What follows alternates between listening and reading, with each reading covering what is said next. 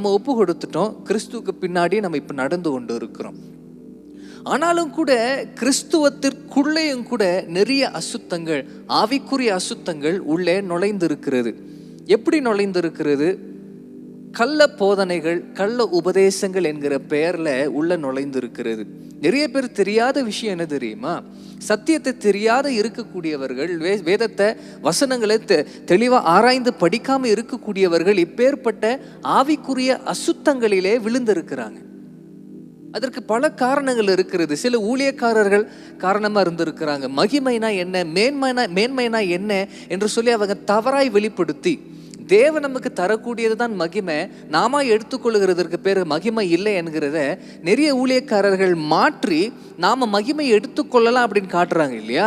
அதை பார்த்து பார்த்து நிறைய பேர் தவறான உபதேசங்களை பின்பற்ற தொடங்கி இருக்கிறாங்க. இது எல்லாமே ஆவிக்குரிய அசுத்தங்கள்.